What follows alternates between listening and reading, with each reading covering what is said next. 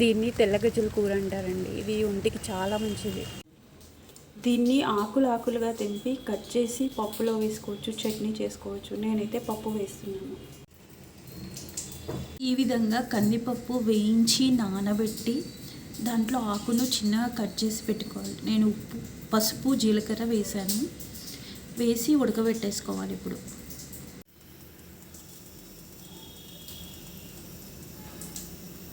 వేడెక్కిన గిన్నెలోకి కొంచెం ఆయిల్ వేయాలి. కొంచెం ఆయిల్ వేసి, ఆల్రెడీ గిన్నె వేడెక్కింది కాబట్టి ఆయిల్ వేడెక్కిపోతుంది. దీంట్లో ఆవాలు,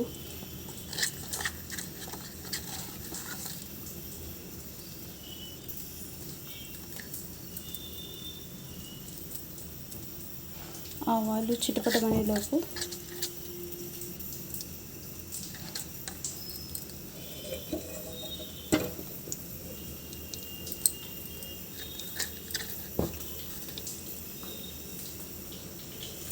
జీలకర్ర,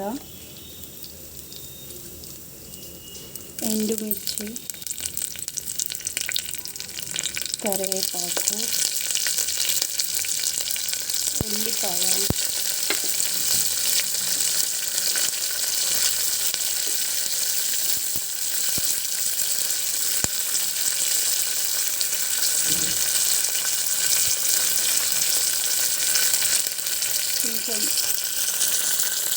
కొంచెం గోల్డెన్ వరకు ఉంచాలి.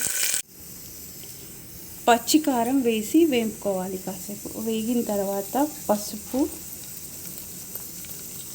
చింతపండు పులుసు తినేవాళ్ళు వేసుకోవచ్చు, లేదంటే వేసుకోకూడదు. ఇప్పుడు పప్పు వేసుకోవాలి.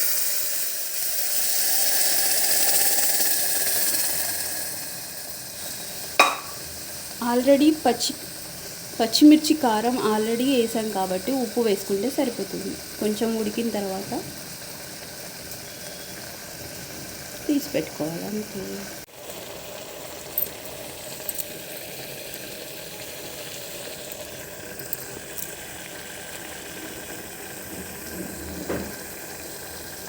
చూడండి ఎంత బాగుందో. తెల్లగజ్జల కూర పప్పు, కొత్తిమీర వేసుకొని తినేసేయాలి.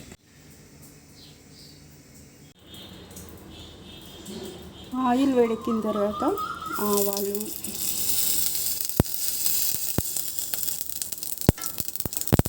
జీలకర్ర, అల్లం వెల్లిపాయ పేస్ట్, కరివేపాకు, పచ్చిమిర్చి,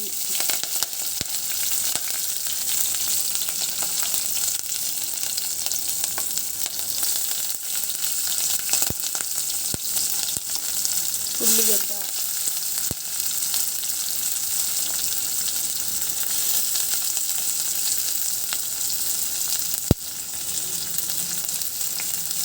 అవి కొంచెం వేగడానికి కొంచెం చిటికెడు ఉప్పు వేసుకోవాలి.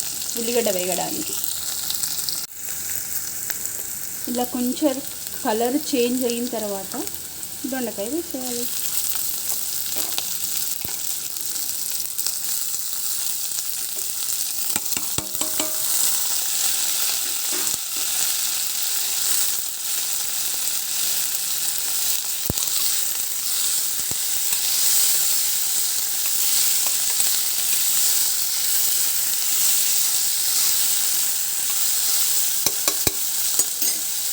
చిన్న మంట మీద మగ్గించాలి.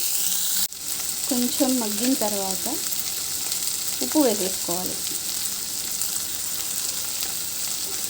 ఆల్రెడీ పచ్చిమిర్చి ఉన్నాయి, కారం మన ఇష్టం.